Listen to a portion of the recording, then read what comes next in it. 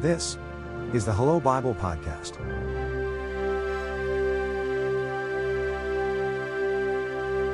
Welcome back.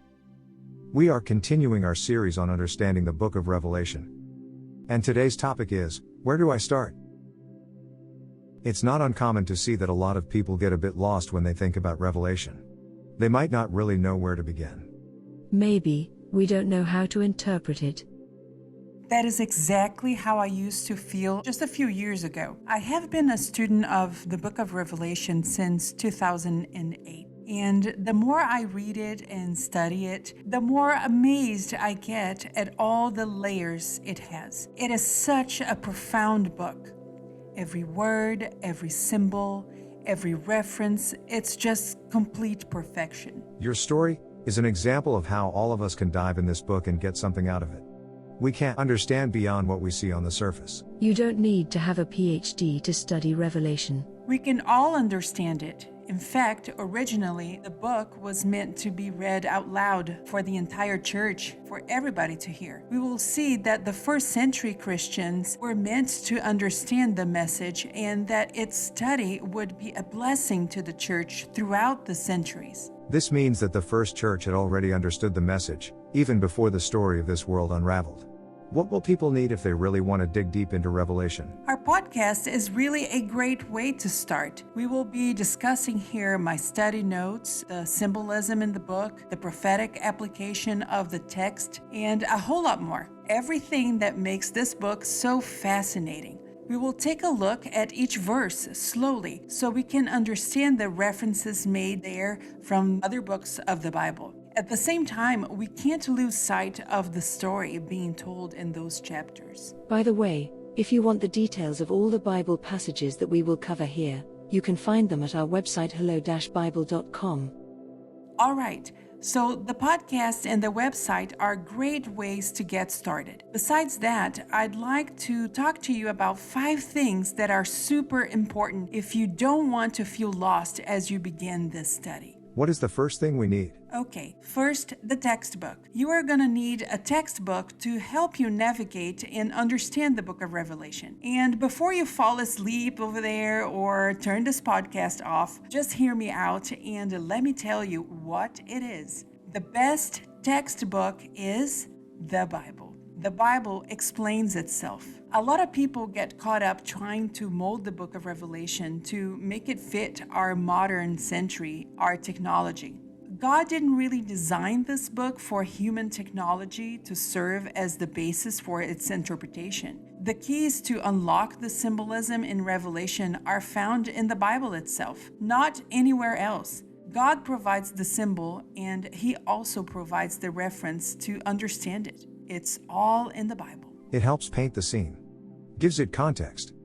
Let's continue with the next item on the list. Number 2, a good Bible commentary. It helps a lot. There are people who spend their entire lives dedicating themselves to studying this topic. I am using the book Revelation of Jesus Christ by Ranko Stefanovic. He is very thorough, and this is a book that I trust. A pastor friend of mine recommended it to me back in 2008 when I was just starting out. It has given me great insight. It's very Bible-centered, which is so important. As I said before, the explanation for the symbolism is found in the Bible itself. If the Bible commentary is not centered in biblical explanations, then we run the risk of misinterpreting the text, or we might even miss the many layers of information that the text brings, especially the understanding of the spiritual message. Now, what is the recommendation regarding the different Bible translations?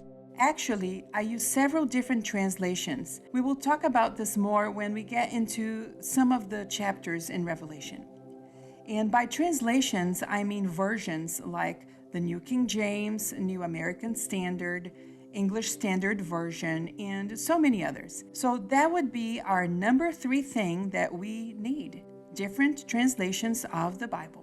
Another super useful thing to have along those lines is access to the Hebrew and Greek versions of the original Bible text and its literal translation. Some Bible commentaries already provide this information, but I like to use the site called BibleHub.com, which also has several different translations to English. It's very easy to switch between the different translations and between the Greek and Hebrew versions. The good thing about this site is that you really don't need to know Greek or Hebrew. It's all there if you want to compare the different versions. It's very easy to use. For our studies here on this podcast, we will present it all in a simple way. We will go over the key terms that we need to keep in mind to help us understand the text. You mentioned the importance of Revelation to the Christians throughout the centuries. But how about secular history?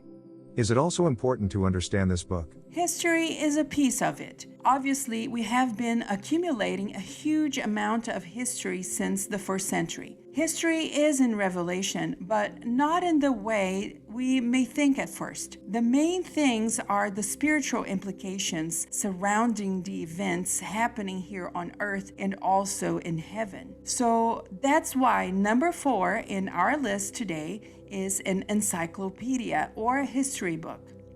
They serve to create the earthly, cultural, political context for us. It helps us see from a secular point of view what has been documented over time. History documents a limited view of the human perception. Revelation expands our view of these events because it gives us many details of the spiritual aspects in those same events. The scene that God paints here is way more complete and full of strokes that are not necessarily apparent if we are not paying attention. Revelation has many layers for us to explore. Now we've arrived at the last item in our list. Let's talk about the 5th thing we need in order to understand Revelation. I left the most important thing for last. If the only thing you have from our list so far is your old Bible, I can guarantee you that you can have this last thing too. And what is that? Prayer, prayer, and much prayer. Understanding of this message is only possible through the guidance of the Holy Spirit. Without God's inspiration, the book of Revelation would only be mere words on a page. This is so important. It's essential. Prayer is something you can do no matter where you are or what resources you might have. You can always pray. We have a promise in the Bible that I always think about when I'm studying. In John 16:13, Jesus is talking to the disciples, something that is still so important for us today. He said, "However, when He, the Spirit of truth, has come, He will guide you into all truth, for He will not speak on His own authority, but whatever He hears, He will speak, and He will tell you things to come."